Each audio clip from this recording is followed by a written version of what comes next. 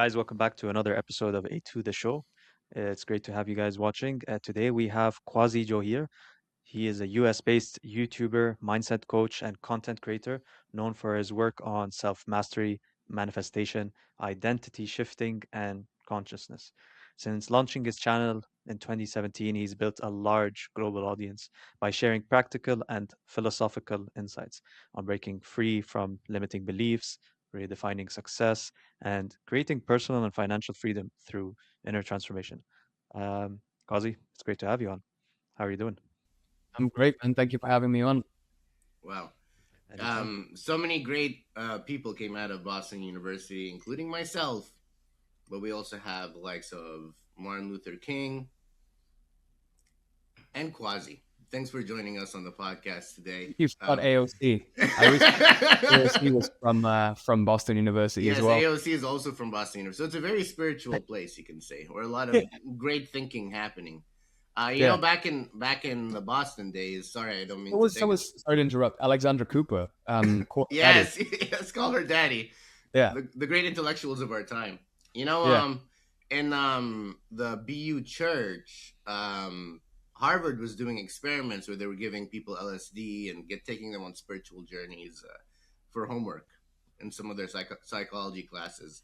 This was in the 70s and 80s, so it's been Really said. Yeah, this is all true, and so it's been said that BU has a very spiritual energy to it. interesting. And they put it I in the can't tell if cafeteria you're food by any chance? No, I'm serious. actually, yeah. This is true. This is That's insane. yes, that it was part of psychology class. They would take in, they'd have them write papers while they were tripping on acid and talking about their Wow. spiritual journey in the BU church. Yeah, and That's that's so. how. How do it you first see got like you're on discovered. LSD? You're just like the paper's moving, everything's moving. Writing enough. I don't know. I've never tried it. Yeah, to do that. So we'll see how it goes. Very spiritual vibes. Yeah. So would you say your spiritual journey started at BU? I would say, you know what? Yeah, actually, it did start in BU. I would say around my sophomore year or so. Yeah, what was it, 2016, 2017? It's kind of when it started. Wow. Yeah, And what started it for you? I had a heartbreak. From I a was lady? really into a girl. Yeah. Yeah. And then I had a heartbreak. And then I was like, this is crazy. Like, this thing is running my life. Like, I've put this girl on a pedestal and it's running my life, you know? And so then I was exposed to like teachings of personal development, how to make yourself a better man, how to learn dating, how to learn how to like, improve your health, how you look, all of that stuff. But within that dating space, I learned about being present to the moment, going beyond the material realm. And then when I started reading, like my very first very first spiritual book I probably read as a result of being exposed to that space was a book called The Power of Now by Eckhart Tolle. Wow. And when I read that book, he was talking about being present to the moment. He was talking about these pain body attacks that we have. And if you start to look at your life, like you will know that you have these certain pain body attacks that are triggered by this, like a same, like energetic signature, right? For a lot of people, it's like scarcity around money. For a lot of people, maybe it's like embarrassment and humiliation, and avoiding embarrassment and humiliation, especially if you've grown up like being bullied. That's like a trauma that you hold on to. Tony Robbins was giving a great story about this. He was like, his mom was like trying to reach him one time, and he was like traveling, and back then you didn't have like actual phones, like this was like in the 80s or something. So he was in London, right? So she was trying to reach her son and she couldn't. She tried multiple attempts, and then someone else would pick up because he was super busy like coaching really high level clientele at the time. And so when she finally reaches him, she's like, this is so humiliating, this is so embarrassing. And so you always, like, everyone has that one feeling that they always feel. Yeah. And so Tony was like, yeah, that makes sense. Her whole life she's been feeling embarrassment and humiliation because that's a familiar feeling that we return to, because that is the trauma that we hold on to. That's basically governed our whole lives, and our whole motive for like achieving what we want to achieve is trying to get away from that feeling, that one feeling that we all have.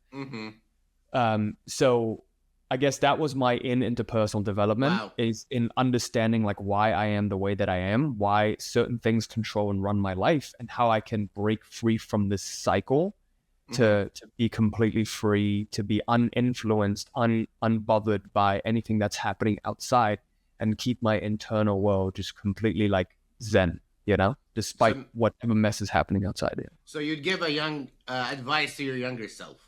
I think you can only give advice to your younger self, right? From like when you're giving advice, you're thinking about you a couple years back and what you would say to yourself. Yeah. When you went through that heartbreak, what would you tell yourself? This is always like a difficult question for me to answer because on one hand, it's like I wouldn't be here today if I went back and gave myself advice. Mm. Sure, life could be better, but I don't want to risk life being better to risk life being like put a lot worse than what it is because Hmm. I'm extremely, extremely grateful and like happy about how my life is right now. So if I were to go back in the past, I probably wouldn't like try to tell myself anything. I've just observed this character and the kind of bullshit he's doing and he has to go through to learn the lessons himself. But honestly, like one of the biggest things I would say is just be patient. Just cultivate more and more patience. Mm. Just when you see shit hitting the fan and things not going your way, just stick through it. Just watch it. Just witness it. Just observe it. Just accept it. Because there's really like when there's nothing you can do, there's nothing you can do. Because if you keep slapping your hands on the water and you're creating disturbances in the universe, you're just going to create more entropy, more mess, more chaos, right? It's best to just let the chaos play out because I'm sure a lot of the times when you've seen chaotic moments in your life, it's just like some days you have rainfall, some seasons you have winter, but it just has to pass. But the more you resist it, the more you're like, oh, it's so cold outside, I don't want to do anything. That attitude itself is like, now you're not only like going through all of the shit that's happening in your life, but now you have to battle yourself and the resistance that you have internally. Because every single moment you're just like how hard it is, how bad it is. It's kind of like going to doing a really tough workout, right? And you don't Hmm. want it in the first place. If your attitude is, this sucks, and every single moment you're lifting, it sucks, it sucks, it sucks. Not only are you dealing physical resistance, now you have mental resistance in trying to resist the suck. So the best thing to do is just accept the suck, right? Accept that it's going to suck and that's okay, Wow. right? Right? I Because love on the that. other side of the suck is what you want in your life. Yeah, what is it? Yes. And this is why I have my violin right here of all things must All pass. things must pass. Yeah, there was a great king. He had this inscribed on his ring. You know, Wow. I this like too that. shall pass. Wow. Yeah, I love that so much. I totally believe in that too. Like instead of thinking so short term or nearsighted, like having a view of life that you want to build in the future yeah, and building it on the more long term and being consistent and patient with it and being okay with not seeing things immediately, the results, but just enjoying it for what it is, the journey. yeah, 100%. And also, like it's like we were talking about Harry Potter. You remember that scene in the Philosopher's Stone where Harry, Hermione, and Ron they go to like the place with the branches and the tentacles, and the more Ron Hmm. resists, Yes, the more Hmm. the yes, tentacles yes. grip him tightly. But then and relaxes, she falls through it to the other side, right? Wow. Right. That's kind of how it is. It's there is resistance that we see apparent in our world, but then there is more resistance that we create through our mental energy and like what we're focusing on, Wow.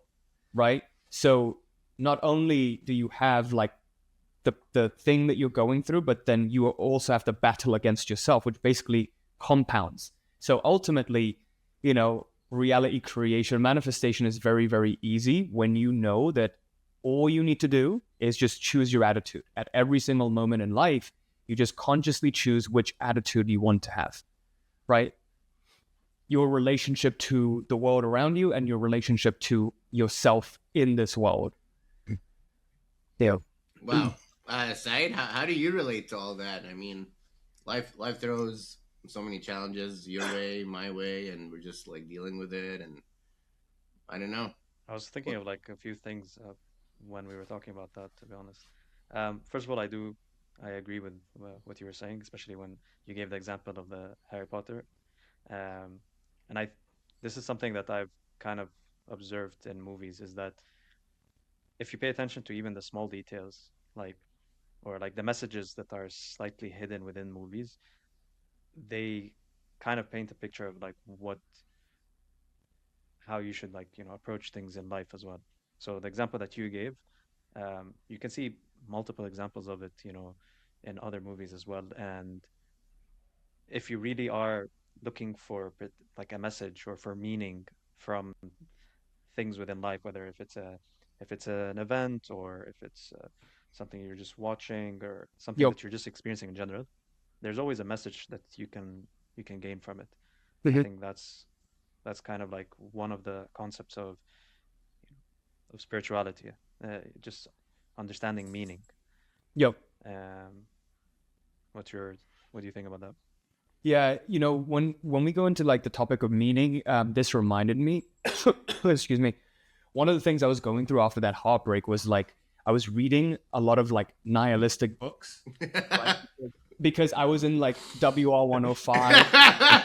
Yeah. I don't know if we were in the same like writing class, but I was reading a lot of Samuel Beckett and Frederick, like the Metamorphosis and all that stuff. So- Yeah. and it was like winter in Boston, like not winter, full. It was full, right? And I Yeah. just remember, like feeling this strange way of like, what is the point of life? Like, what is actually the meaning of life? And I've always kind of like, even growing up, I lived in England and it was also very depressing. And like me and my friend, we would kind of, it was kind of toxic. We would connect in a depressing way. We would just talk about how awful things are and how there's no point. But it was very like cathartic that I would go into this class, this WR 105, and learn Hmm. about and all this stuff. But ultimately, Hmm. in that moment, I was taught like one book I read afterwards was Man's Search for Meaning by Hmm. Viktor Frankl. This guy was trapped in a Nazi prison camp. He's Jewish, and he was going through the whole thing, and he was seeing his friends get assassinated, killed, wither away, toughest conditions. But he said everything can be taken from a man except one thing: it's his attitude, right? We all have conscious control over our attitude and what meaning we give things. As human Yeah. beings, we are creatures that need meaning. Like we need some, everything in our lives need to have a meaning. Everything is inherently Right. neutral. It's objective, right? But then human beings color it with a subjective experience, a filter. And so, Hmm. what meaning we give to certain events in our lives actually dictate the future events that happen. So, for example, you grow up, you have like, there's this example Tony Robbins always gives of a family with twins, right? You have two sons and a really toxic father who is an alcoholic. And so, when both of these kids grow up, one eventually becomes a CEO and the other becomes a drunkard, just like his dad. An interviewer goes up to the CEO and asks, like, how come you turned out this way? His answer was, well, my dad was this way. There was no other way I could have turned out, Mm. right? Goes to the drunkard, the failed father and the abusive, like toxic homeless guy. The other twin asks, how come you are this way? It's like, well, with a dad like that, how else could I turn out? They both have the same answer, but they related to it in a different way. They have a completely different meaning to it. One viewed it as, my father was this way, so I need to create a better life. That is the meaning I give to this event. The other person says, there is no point for me. This is the path that I'm headed, and that is exactly what manifests. So when we talk about Hmm. manifestation, reality creation, one thing I learned early on was, and then I read this book called Reality Transurfing by Vadim Zeland. He's like this Russian quantum physicist. He talks about how like we're existing in multiple possible realities, right? Every single moment, every decision that we make creates a fork in the road. We choose one path that we manifest. So just like that, our thought energy resonates with one particular sector of reality, right? So the reason why I was able to like come out of that place and build this subscriber base, etc., was because I was able to focus continually, even despite all of the apparent, challenges, focus on the reality that I wanted to create continually. And so my thought energy resonated with that sector of reality, which then eventually makes it manifest and become a physical manifestation in this all space, the space of every single possible realities that could be manifested. Wow. So Hmm. it's the meaning that you put onto things that makes you shift to a different lifeline, right? So for that twin, the one who became successful, when he put a positive meaning, he shifted to a positive, favorable lifeline where he was able to experience the kind of success that he wanted. Hmm. I Yeah. I wonder in your search for when you're talking about nihilism, did you ever encounter? the philosophy of optimistic nihilism, which is kind of like it is also saying, what nihilism says, that there is no meaning in life, but the optimistic aspect of it is that you create your own meaning and you create your own purpose. So similar to what the example that you gave of the drunk father who has two different sons that go different ways. So the drunk son basically chose to keep the same meaning as the one that was passed down upon him, while the successful son chose to create a new meaning or a new purpose for him, something Yeah. that's different than what other people would say is just, his natural side that was supposed to be him or something like that. He Yeah. chose something different. 100%. Yeah, I actually kind of, And now that you mentioned that, I've never heard that, but I think that's how I would view reality is like, hey, I do see that everything inherently is objective. However, we choose to color it with meaning, right? And the ancient mhm, yogis, they talk about this as well when they talk about karma, right? There's there's basically four different kinds of karma, but the reason we're born in the womb that we're born in the time that we're born in, is because we believe that this time will be the most conducive. These conditions will be the most conducive for us to fulfill our destiny, our karma. And typically that karma is an accumulation from past lifetimes. They call this, uh, I believe it's Sanchita karma, which is the storehouse of all the karma, the warehouse. But then only a small piece of it gets attributed to this lifetime, which is called parabdha karma, present karma. So you come in this lifetime to undo that parabdha karma. But then as you advance in your spiritual journey, what happens is the rate at which you burn your karma increases because you start doing spiritual practices, you start becoming more present to the moment. And when that accelerates, you start to withdraw even more karma from the warehouse. And ultimately, the dissolution of all karma is enlightenment, right? They talk about enlightenment and like basically stopping the cycle of rebirth. So when you dissolve all of your karma, you find a way to drop all of the karma. You don't get reborn again into this cycle of life. So that's one way in which like what determines our life, and everything is, people believe in positive karma, negative karma. But what mhm. yogis who are truly on this path, they only see karma and no karma. They don't care about positive or negative karma. They just care about karma or no karma. They only want no karma. They want to dissolve it all and just kind of be nihilistic and just retreat into the forest and just, you know, get away Mm. from the world. So if we wanted to understand or like break down what is karma, or like maybe quantify it somehow, would it be possible, or is there a way to like break it down so that people can actually understand? Because like just to add to this is like the main thing that people say karma is like, oh, karma's gonna bite you in the ass if you do something Yeah, wrong. Like that's yeah. the most time you will hear it, Mhm. but like the full definition, the full understanding, proper breakdown of it, what is it about?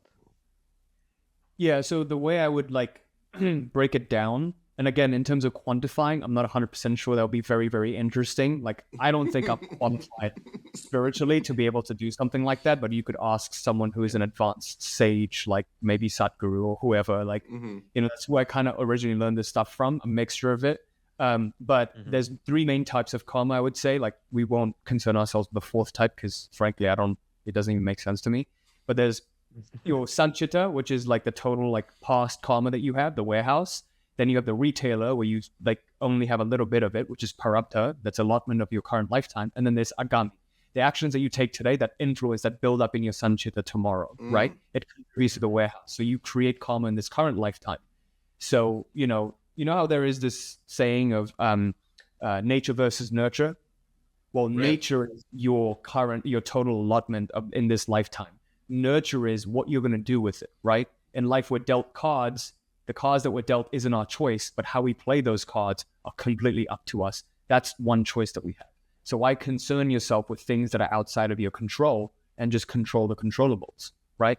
And Mm-hmm. in doing that, you control how much karma you burn, how much karma you build up for potential future lifetimes. But I mean, for a lot of people who are probably watching this, they just want a good quality of life. They want to create more positive karma because, I mean, if life is enjoyable, why would you not want to be born, right? Ultimately, that is the question. So for yogis, though, they don't care about, like, especially very strict yogis, they don't care about any of that. They don't care about a positive or negative. They just want to end the cycle because they realize, like, even in the positive, there is negative, right? even in the pleasure, there is always pain, because that's the dichotomy of life. You can't escape this dual nature of how reality presents itself. There is always the yin and the yang. There is black and white, light and dark. There's always going to be a dichotomy of the masculine and feminine. That's just one of the laws through which our world or the universe operates. Yeah. Hmm. Yeah. Ali, what's your perception on karma and Oh your wow. actions in life? um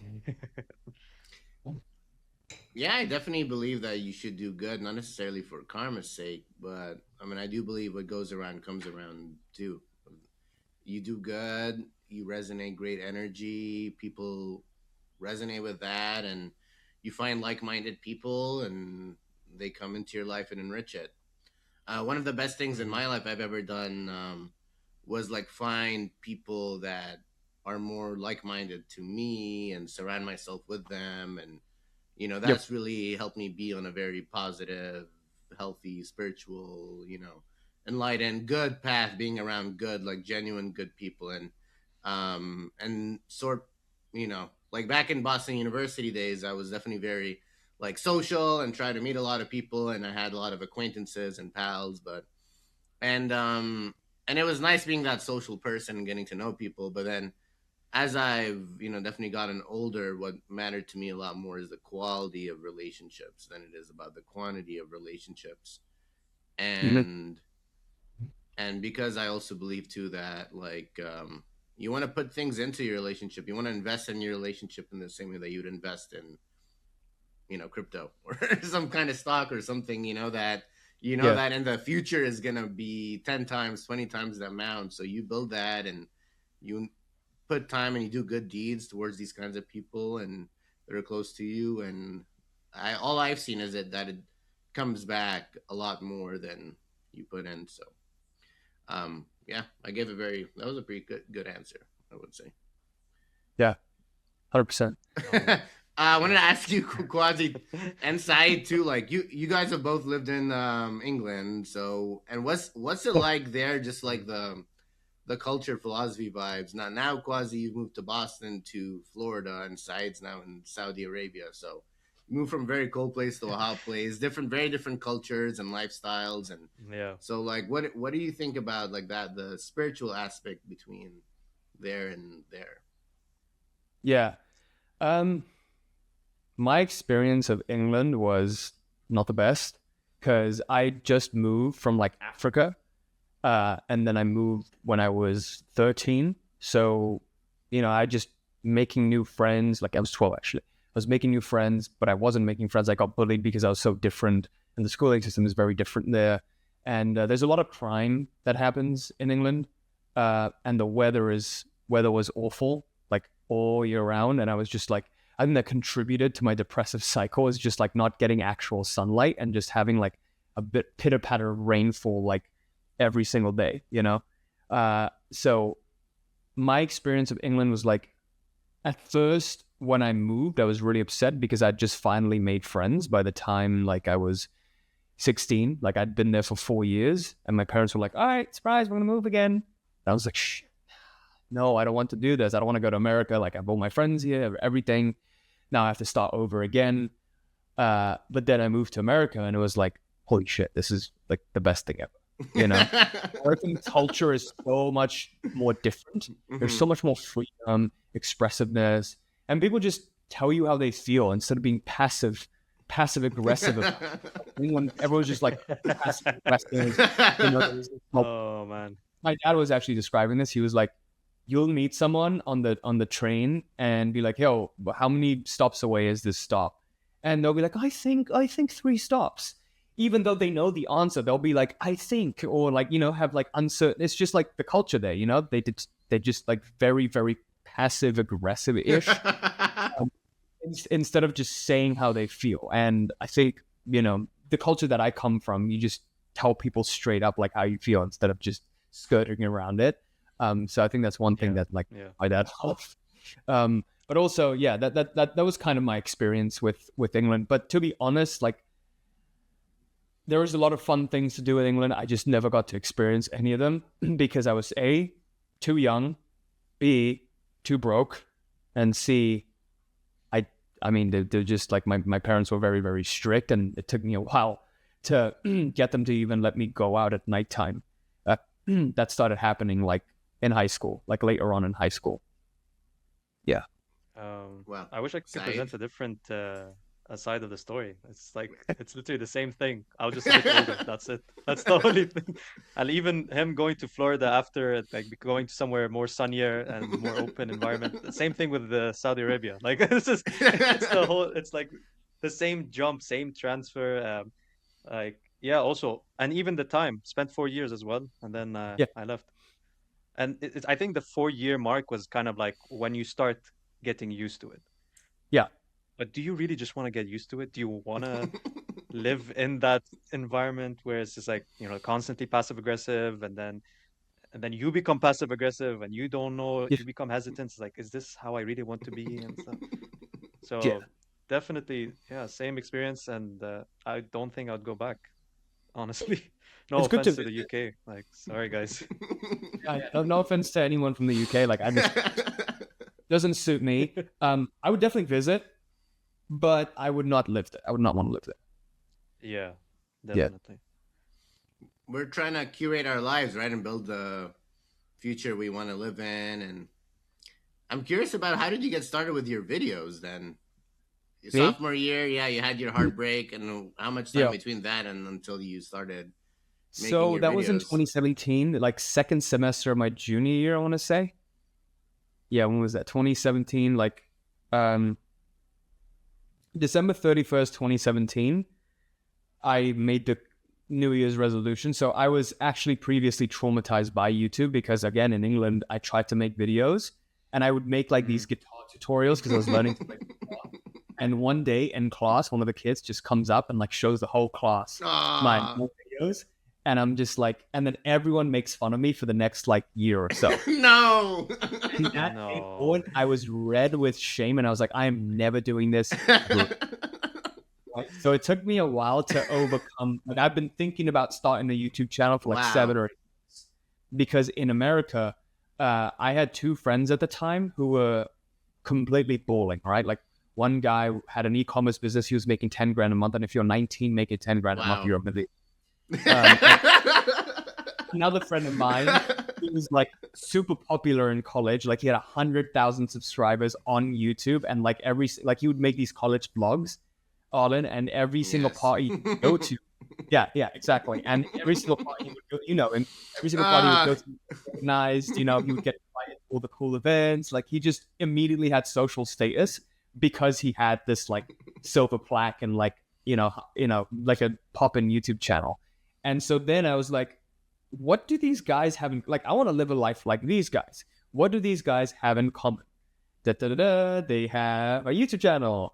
So I was like, okay, like I need to build an audience and get over my fear so I could live a life that's just phenomenal.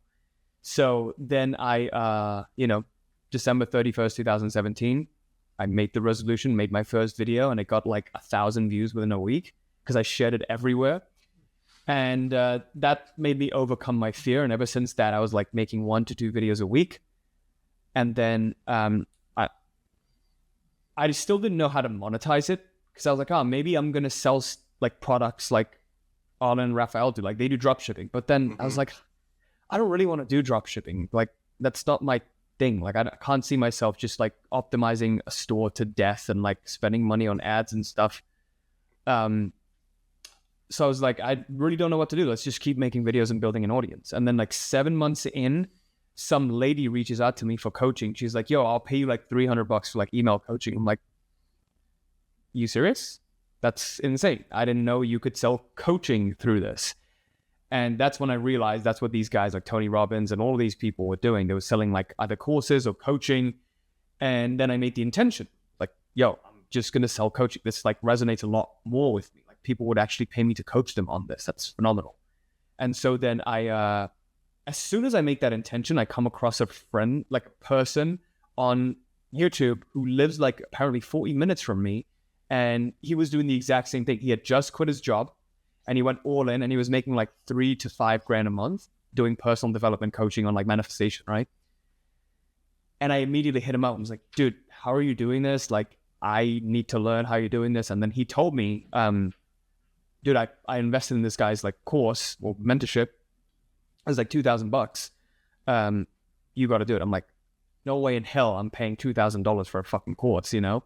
Like, that's my last $2,000 that I spent like the last 4 years building up, working like $15 an hour minimum wage, like $10 an hour minimum wage jobs. And he was like, no, dude, you have to do this. I can't give this to you for free. Like, you have to invest because otherwise, like, you won't take it seriously. I'm like, okay, fine. And so I did. I invested my last $2,000, and I learned, like, it taught me like how to do sales and marketing. And then I offered it up to my audience. I'm like, hey, you know, I'm taking on like a few people for mentorship. I've had the channel up for a year now, had like 800 subscribers. And I was getting like consistently 300 to 400 views a video. It's like, yo, I'm going to do this. If you want mentorship, just apply. And then they like 7 or 8 people schedule a call. And like the second person I spoke to, I was like, oh, it's $1,000. And then they're like, okay, let me go get my card. I'm like, you serious? Like, you're actually going to Wow. pay like some random stranger on the internet? Like, I, oh. And then as soon as the payment went through, I was pinching myself. I was like, I cannot believe this. This is insane. This is actually insane.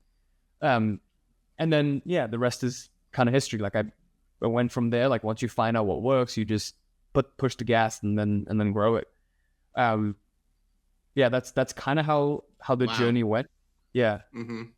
Yeah. Saeed, any key takeaways from Quazi's story for you?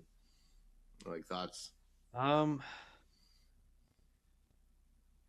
what got you to like really consider that decision? Like, what made you say is like, okay, let me just invest that 2K. What was the Yeah. thought Yeah. process? So I was like, it was like something that was really uncomfortable, right? And I knew at that moment, Yeah. anytime I act outside of the zone of my comfort, I will grow. Right? Like, I just Oof. need to do it. Like, anything that feels uncomfortable is something that I need to face head on. And that's still my attitude today. It's like, if it's Mm-hmm. uncomfortable, I'm doing it, you know? Mm. So, it's weird, strange story. I don't know if anyone can relate, but I recently bought a Ferrari, right? But for like Congrats. 5 years, I was contemplating buying it. Like, I could have easily bought it back in like 2020, right? But I didn't. I held off and I held off and I held off. And then I finally pulled the trigger on it like last year in October. And it was super uncomfortable for me. Like, there was a lot of hiccups in the process, and I was about to pull out and be like, no, I don't need it. No, it's dumb. I don't want to spend money on this. It's a depreciating asset.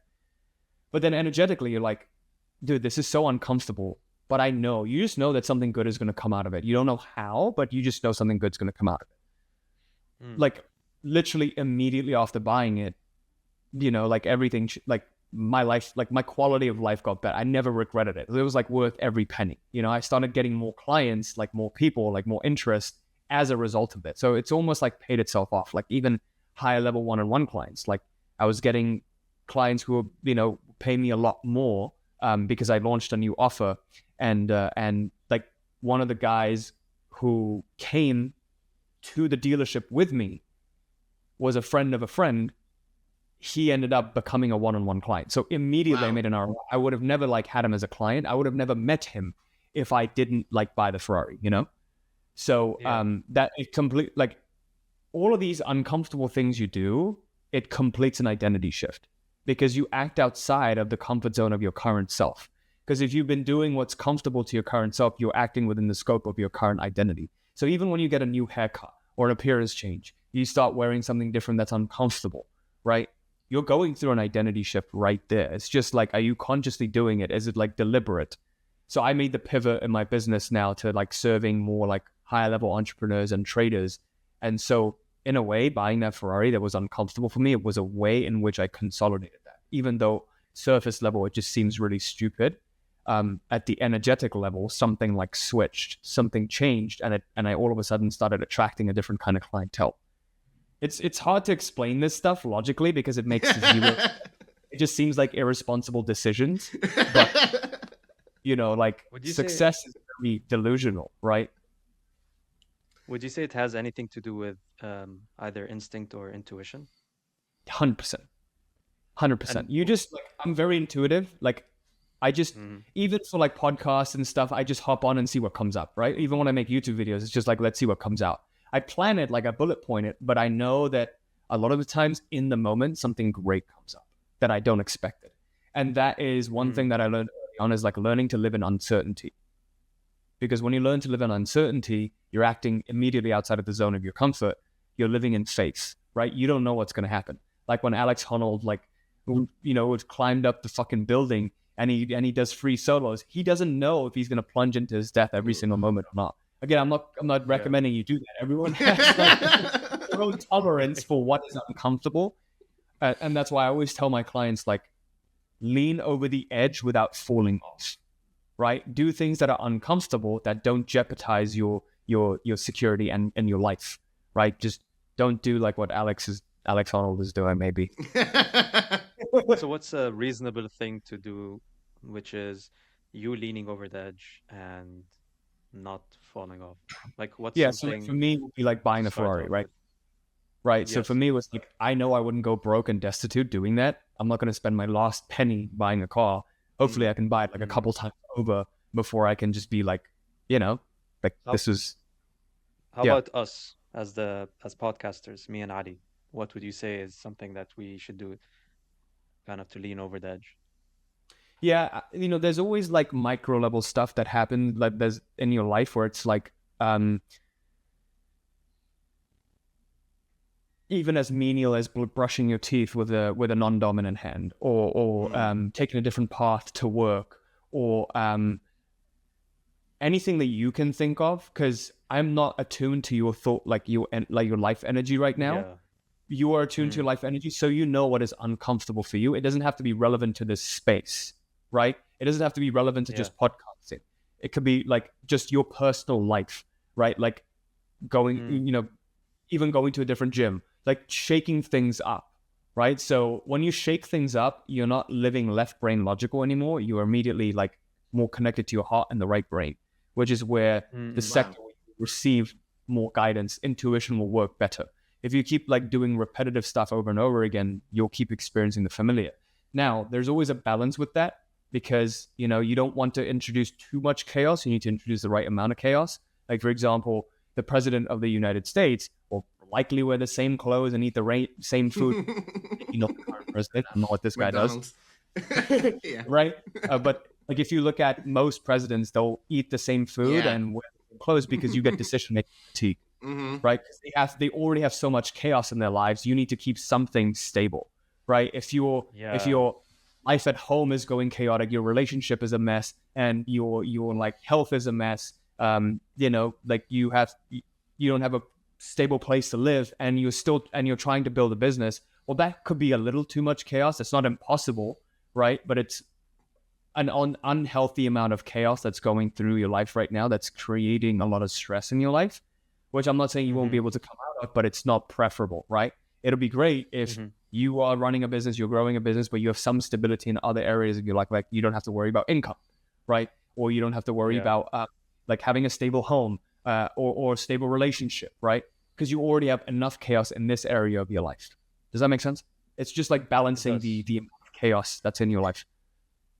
Yeah. So you want to leave the chaos to more of like the new experiences than the things that should be, you know, safe and clear for you or stable for you. Your Yeah, house, if your household is not stable, then that's the chaos you have to deal with in the first place. Mm-hmm. And then you it's can gonna. go and start doing exploring chaos outside. So, Yeah, you mentioned the financial aspect. Um, what was the financial stability that you found for yourself that allowed you to start exploring, you know, new yeah. topics and new places of chaos? Good question. So I was living with my parents. They Mm-hmm. basically took care of all my bills. I didn't have to pay rent. I didn't have to pay like whatever. I also, like, for me, so it's like you have to have a safety net, right? That's what I say. It's like you have to have a safety net, a plan Yeah. B. If all else fails, then plan B, right? Yeah. Ali's laughing right now. I don't know what kind of plan B he's thinking about, but uh, but some kind of, maybe he doesn't have a plan B. I don't know, but I I personally recommend having some kind of a plan B, so it takes pressure off you. Yeah. Yeah. Worst case, you can always return back to this. But I guess like for me, I completed my degree. I actually graduated. So I knew like worst case, Mm-hmm. if this didn't work, I could always go back to a job or I could find a job with an engineering degree. And also I lived with my parents. So I didn't like spend an unreasonable amount of money, making sure that I had to work a job and at the same time try to make like my business work, so I could quit my Hmm. job, and just go all in on the business and spend like 12 hours a day, like just working on the business 6 days a week, you know?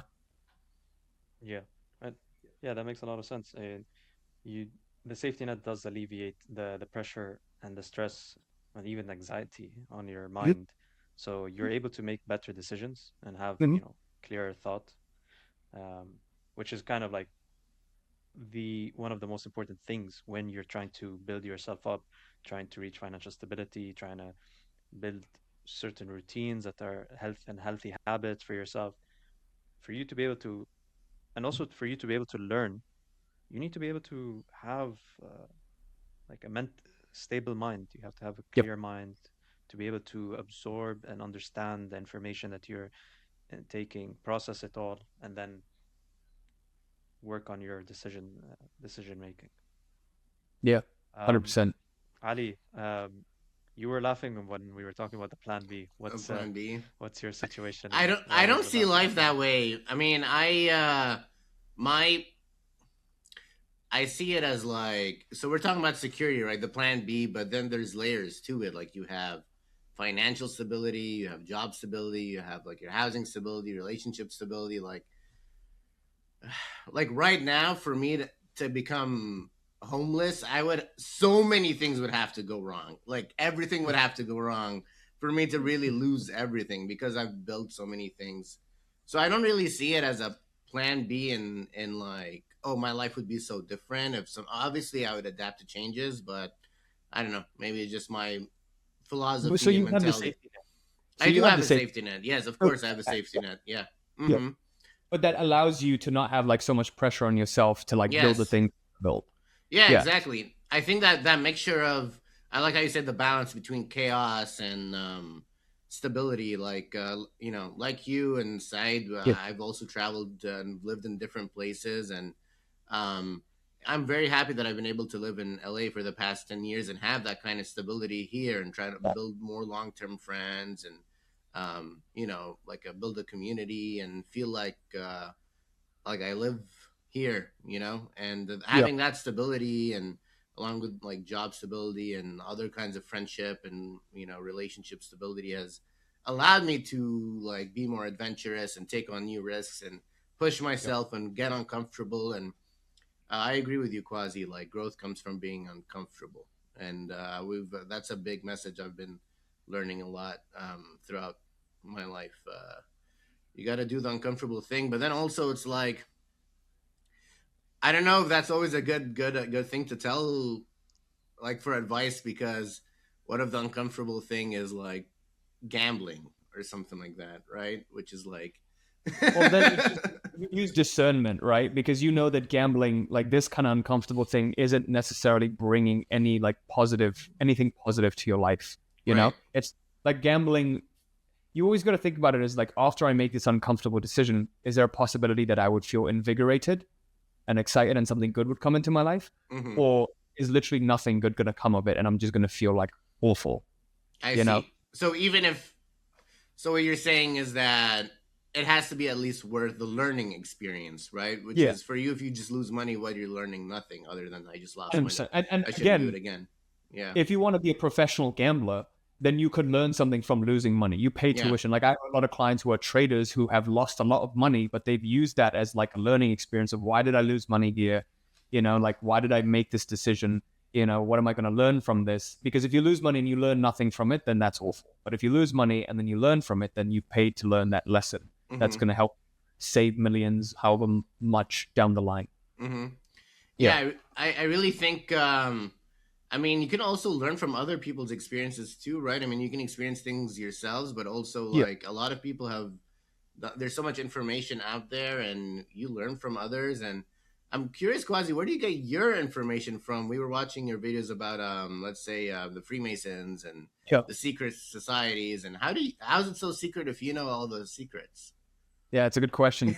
So, uh, let me address like the first thing that you said, which I Yes, actually want to comment on. go for it. Damn, now I forget what we talking about before the Freemasons and how I got information. Information's out there, or being uncomfortable, or we were talking about We're talking about taking gambling. risks and Yeah. learning from other people's mistakes, and Oh yeah, yeah, that. yes. Yeah, yeah. So you know how there's a saying how it's like the wise man learns from his own mistakes, but Mm. the wisest man learns from other people's mistakes. Mm-hmm. I used to live by that always, but then there are some people who are super stubborn, like myself, who need to go out there and make the mistakes themselves because there is subconsciously a lesson that you learn. Like, you know, Mm-hmm. at the intellectual level, there is a lesson that you learn. Like, oh, this person made this mistake and they lost a lot of money. It doesn't hit you until you've actually been in the arena and you've lost the money, Mm-hmm. you know? So Yes. when the moment comes for you to make a decision, like even with trading, like you're going to press that button because even though someone else made that mistake, you didn't. You kind of your brain tricks you into believing, oh, this trade could work out for you, but you know intellectually that it's a very stupid trade to take because others have lost money. But because you haven't felt the pain of losing money from making a stupid decision like that, and since you're a stubborn person like myself, you will 9 out of 10 times press the button and take that trade. So for a lot of people, the most foolproof way is to make the mistake yourself, Mm-hmm. right? You pay the ignorance tax. You know, Hormozy, I think he calls it the ignorance tax. You pay the ignorance tax, Mm-hmm. and you kind of have to. That's like part of the journey of growing. But to answer your question about like where I get my information from, a lot of it is through reading books, to speaking to people who are like actually in this Mm. field. Um, but a lot of the times, like the thumbnails and the titles, I'll admit they're a little more clickbaity. But you know, universal laws. When I read stuff like the Kabbalion or the Kabbalah, you Mm-hmm. know, there's a lot of similarity in all of these lessons. And when you start going deep down into the rabbit hole of like actually researching, consuming material, content, speaking to people, you'll start to see like, oh, this is how they frame it. It's very, very interesting. Like it's a different way of saying it. There's like nuances to it that are secret, but at the same time, it could just as easily be like, oh, well, I already knew this, you know? But it never hit me like this before because it was never explained in this way or the analogies weren't used this way. So ultimately, it's about like anything that I'm saying, it's not new. Like Jesus Mm-hmm. Christ, Buddha talked about it thousands of years ago. You know, it's not anything new. It's just like even though it's out there, why haven't you been able to use it? Well, let's find a way so we can make it applicable for you and you can use it daily in your life, you know? Wow. Can you give us an example then of something that like you knew already, but then when you read it in a different perspective, it like opened your eyes? Yeah, like the importance of being present to the moment, Mm-hmm. right? Everyone talks about it. No one really knows how to do it, how to implement it. I think why my clients choose me is like most of the people that I work with are very logical and left brained. Um, or so I notice. Mm-hmm. There are obviously a lot that are not, but most of them do tend to be logical and left brain, and they don't need the woo woo like, oh, just be present, be kind. Like, okay, but how? Like how? Why? You know, like I need to know why because I'm a stubborn person just like myself, and I need my logical barriers to be defeated so that you can access my experiential, the heart level, right? Mm-hmm. The mind is like the gates to the heart. For a lot of people who are, you know, have you noticed how like people who are dumber than you and me, like they become a lot more successful, all because they were able to take the risk, right? Mm-hmm. Right? Because they were stupid enough to take the risk, right? They were stupid enough to put themselves out there, uh, right? And that's ultimately what it is like mm-hmm. kind of like if you want to be successful, you need to be a little bit stupid. Like you're too smart for your own good, right? A lot of the clients that we work with, they're so overly logical, just like Mm. myself. You know, I'm culprit to this as well. We're so smart, we're so overthinking that we just our barriers are too high that prevents us from just saying fuck it, let's just give it a shot. I don't know Mm-hmm. what's going to happen. Like living in uncertainty, and that's why one of my main things is if it doesn't logically make sense, it doesn't like if it feels right, follow it. You know? Yeah. Yeah. Yeah. I agree Uh, with that point. go side. To be Mm-hmm. honest, I for some reason I even like made it into a statistic where 80 to between there's a range for me. It's like 80 to 90% of my decisions or thoughts are can be logical, purely logical, and they're That's it will work out that way.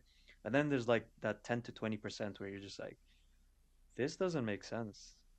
But there's something in like deep down is just telling you it's like, go for it. It's like, Yeah. just say fuck it and do it. And Yes. and most of the time it's a very strong feeling. Like it comes like from it's not from your head, it's from your like chest. It's Yeah. just coming from there. And it's like it's yelling the answer basically, but because your logical mind is like very strong, the Mhm. logical mind is like saying like no, no, no, no, ignore it, ignore it. I think the feigning ignorance or like voluntarily being ignorant allows you to kind of just like ignore that logical mind and says like, Yeah. you know what, I don't really want to think about this. I just want to follow the instinct and just go with it, you know. 100%. And Yeah. Yeah. that's where the term, I don't know, for voluntary ignorance came to my mind. And I was just like, Mm. yeah, sometimes it's better to be ignorant, or at least choose to be ignorant. Yeah. Yeah. It's just like knowing when, right? The discernment of like, Yeah, yo, I'm just overthinking this. Just do it. Something good's gonna come out of it. That's why I say like, if it's not gonna kill you, do it. yeah, exactly. Like, if you're like putting your whole house and your whole net worth into one bet, tread Yeah, with it's a bit. tread carefully, my friend. You know, like if it's not going to kill you and ruin you, but it feels Yeah. really uncomfortable, then that's something you should definitely. I mean, if you're betting everything, then you really have to know for sure. Don't Yeah, just like go on that instinct thing. yeah, Yeah, exactly. I mean, Elon Musk does that every time, like every single day. that's right. He's putting all of it on black every single Yeah. day. It's a big gamble, I know, right? That sounds like a chaotic life. Have you read his biographies, dude? Like he would wake up with like crazy stomach pains in the middle of the night and like start screaming. Like his Oof. ex-wife would like write like how he's just like screaming in the middle of Oh the night wow. it would be Yeah. terrors. Right? Yeah. Like, Well, there's a reason he's worth 700 trillion and I we're know, not. like, obviously we're ambitious and, I want to be successful and I'm hoping for success in many different parts of my life, but I don't want to be so successful at that cost, which is, Yes, 100%. losing your body and your mind and What's the point? your relationships if for you to have that net worth or something like that. I feel like it's all about balance Mm. at the end of the day. You can't like, you Yeah, know, you want to be yeah. Everyone's ambitious. definition of success is different, Hmm. right? So it's ultimately what's your definition of success? Are you going to sacrifice your health in pursuit of money? Or is there a fine balance of maybe like, you know, sacrificing a little bit of your health for a lot of money, or like no sacrificing of health, no money, or just no sacrificing of health, maximum money, like finding a way to do that. Whatever you want, Hmm. you'll find a way to do it. Well, what's it for you, Side? What's your definition of success? Um, there's multiple there's multiple variables to it, I think. But the first one that pops in my head is like maintaining healthy and positive relationships within my life. I think the environment that you surround yourself with is one of the most crucial aspects of you becoming successful. And that was kind of one of the things I truly appreciated when I left the UK and I came back, closer to my family and closer to the community I grew up in. I think that's very important. And now I'm starting to see those changes and not only the changes in my life, my life is becoming more positive and I'm having a more positive outlook and I'm not being passive aggressive anymore. Um, I'm also feeling more self-confident. So I think the relationships is the most important thing. After that, it's maintaining a balance. So maintaining a balance in your health, your work, and your relationships. But and then for you to really succeed, I would say the final thing would be is like if you're doing something, if you're doing something and you truly know this is something good for you, put in all of the energy into it, everything. If you don't feel like your heart is in it, then you're putting your energy in the wrong thing. But Well, if you feel like your heart is in the right place when you're working on something, or whether it, whether it be work or just having fun with your friends, or working out or exercising or even just playing a video game, if you think this is something that's like good for you, put your whole heart into it, um, because it would, some way, somehow, it will help you. If it's not there, then leave, bro. Like, drop it on the spot Yeah, and really ask yourself those questions. Is this positive for me or is this not? yeah, Look at all the variables that are negative and look at all the variables that are positive. Even write them down. Like there's the pros and cons list. Do that for like anything in your life. If you're starting to feel like there's a lot of friction in your life, that's in a certain aspect of it. So let's say within your friend group, you're noticing that you're starting to get more angry. You know, there's there's uh, there's a pattern you're starting to recognize where you're getting more angry. Your emotions are not stable as they used to be within that friend group.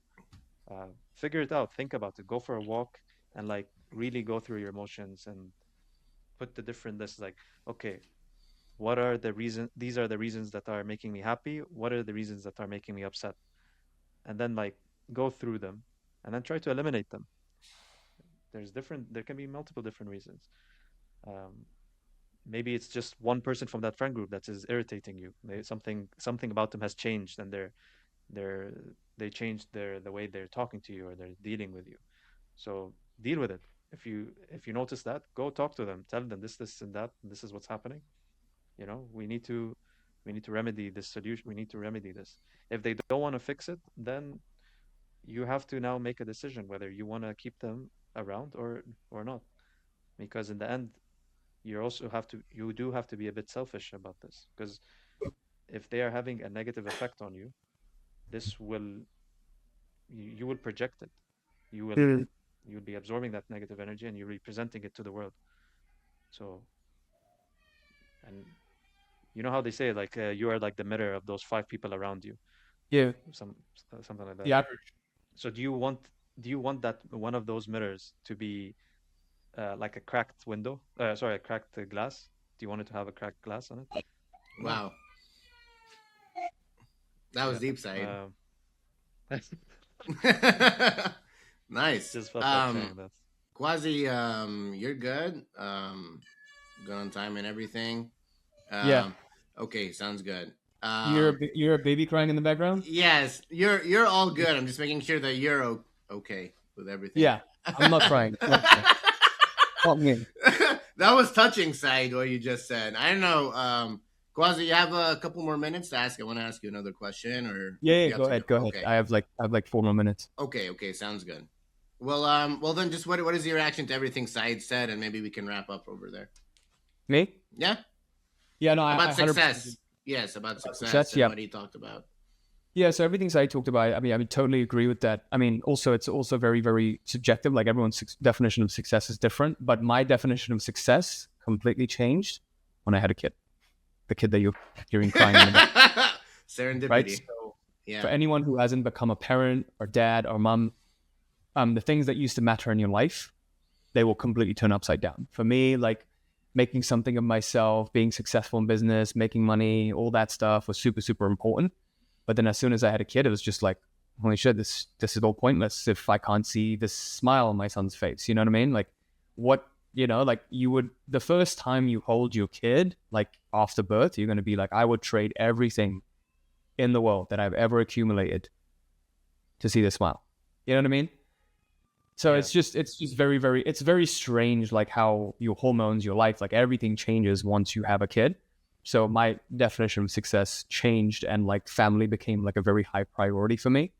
And my son became like a very, very high, like my kid, my wife, yeah, just became a super high priority for me.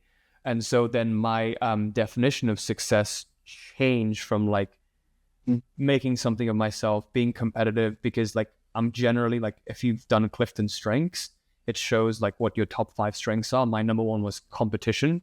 It's just, let's get to 1 million subscribers. Let's make $1 million. Let's make like this, and this. Like let's get the net worth to this. It's always competing. But my whole life, like before my son, I was run by a different source of fuel. Like I would become very, very anxious when something would threaten the success of my business or anything that I built. So when we would have like slower times in the business, that would affect me viscerally, as opposed to just, okay, it's just a slow time in the business. So I wanted to get to a point where it was like, it doesn't, like what I'm building doesn't emotionally affect me. If tomorrow my 900,000 YouTube subscriber channel gets shut down, it shouldn't kill me, like it, yeah, sure. I'll be very upset, but I'd still want to know that I could still live my life. Like it wouldn't affect me that much. So it's like Voldemort and the Horcruxes, right? I don't want to have like these Horcruxes that if each of these like gets destroyed, it would destroy me, you know? I would much rather be like irrespective of these independent of these things that I built. They don't own me. I own them. They don't own me, right? Wow. So that's one thing that really changed. And my source of fuel changed from like get away from pain and build something and like a squirrel stack up enough nuts like for the winter, because like I know my survival at this point. Hopefully I'm okay. My survival is taken care of. I've worked hard enough. My fuel source changed from that to like, what do I want to move towards? What will actually make my life more fulfilling? And it's not making $1 more or like $1 million more. It is actually like serving people. It's like seeing people's lives change. When I meet with my clients, like literally in person, or meet people in person who watch my videos, they always tell me like, dude, your videos completely changed my life. And when I used to hear that at first, I'd be like, yeah, right. That's bullshit. I'm just some dude like making videos in front of a fucking chalkboard. Like, how could that have changed your life? That's insane, But then I started to finally believe it, right? I finally started to believe that, hey, maybe I have a gift or something. Maybe like these people are right. Because when you're like doing it, you don't want to believe it. You have this crazy imposter syndrome. You're like, I don't know, man. I'm just holding on because anything might go wrong at any moment. Because that's the frame I like came from. It's I can't believe, like I still can't believe all of this is happening. In a way, like every single morning I would wake up like, this is insane. Like I can't believe this is real. Like this is happening. Like, is someone gonna come in and like punk me? Like is this like am I gonna wake up soon? So, but then I slowly started to finally accept it. It's like, no, dude, like you have a gift. Like a lot of people, like in a way, it sounds bragging, but you kind of get chosen, right? You get chosen to do what you do. So it would be weird for like Michael Jordan to fucking go play baseball when he has a gift in playing basketball. It's like why did he even think about doing that? Obviously, it was an emotional decision after his dad's passing, but it's kind of like that. It's like you get chosen karmically. Your sanchita karma. You're destined to do this, right? And so for me, it's like if this is what I was destined to do, then it would make more sense for me to fulfill my destiny and serve as many people as I can, change as many lives as I can, and create something positive in humanity. Because I know as I keep doing that and I keep receiving feedback that I have changed lives, then my life will mean something. Like it will mean something more than myself. So Tony also talks about this. It's like when you come from a place of service, you forget about yourself. It's the person that's in front of you, right? So it's like a constant reminder that I'm serving people every single day. Each of these views means a thing. Each of these comments means like I've touched the life of one person. And so that's basically like what my definition of success is now. Wow. It's like, how many lives have I touched? How many people's lives have I changed positively in a positive way? Yeah. Thanks, Quazi. Yeah. This one by so fast, but until the next one. Saeed? Yeah, man. Anything else? No, I think we can end there. That's great. Guys, Perfect. Thank you for watching another episode of A to the Show. This has been us with Quazi. Quazi, thank you so much for coming onto the podcast. Before we conclude, any final words that you'd like to say to our audience so that and then we end it? Yeah, follow your own path. It's going to be uncomfortable because this path isn't written by society. It's not the path of go to the job and, become safe and secure. Typically, your path is your own personal blueprint. And the more uncertain it feels, the more you know that you're going the right direction. Because that means you're walking through uncharted terrain and creating your own life as opposed to falling prey to someone else's definition of what your life should be. So uncertainty is good. Unknown is good. Uncomfortable is good. We're taught that it's bad and it's unsafe. That's what the ego wants you to believe because it wants you to stay safe. It wants you to stay alive. Yeah. Wow. All right. That's fantastic. Until next time. Yeah. See you guys. We're out of here. Phew.